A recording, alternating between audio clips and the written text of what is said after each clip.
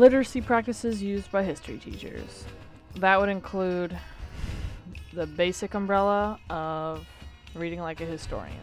The main concept behind reading like a historian amongst the literacy practices is looking at history not as a set timeline, but as a way of organizing connections, people, events in like a three-dimensional space. It's known that literacy can be expressed in 4 different ways: speaking, listening, reading, and writing.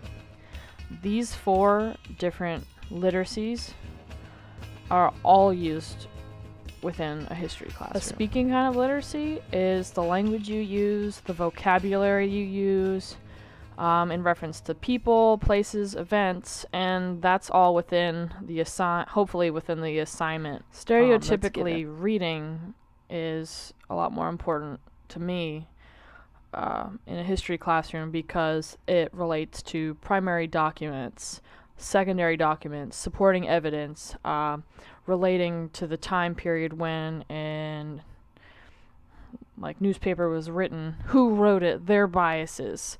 And when you're reading it, you have to be able to understand those different reasons. Listening as a literacy is how you can put into your own conceptualized narrator in your brain that what's being said, you can kind of categorize it and understand what's happening, because most of the time, a history class, whether it's the teacher that's talking, whether you're doing group work, you're going to be doing listening. It's not just going to be all about discussions. Writing within the history classroom can be used in the sense where you're transcribing information onto paper or wherever you're writing it, down in a way that's visually expressed, especially with timelines or showing connections between different people. This is the standard off of CPALMS that we'll be using, and it says, examine the controversies surrounding the proliferation of nuclear technology in the United States and the world. A common artifact that can be used in the class is propaganda. This picture of propaganda makes it easier in the sense to teach because it's less likely for students to understand what it's saying because it's in Russian, and it leaves for an amount of interpretation for what the actual meaning is. Hopefully towards the end of prodding or students' observations, they could get out of the fact that these are probably United States soldiers based off their attire, and they're crafting an atomic bomb made by the US to go to Russia disguised as a peace dove. And when you're teaching a lesson, you can't just lecture. You've got to be able to use maps, whether it's physical or political, letters that people write to each other, textbooks, popular photographs, or even graphs.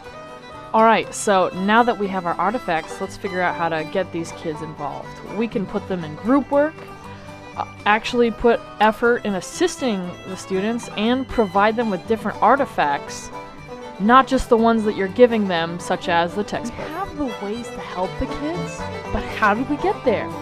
We have experts, also known as historians and or amazing history teachers. These experts that countlessly talk about the artifacts that I just showed you that went that way somewhere have been able to communicate with each other in certain different ways, because how else are we supposed to know how to teach the kids that are struggling in school?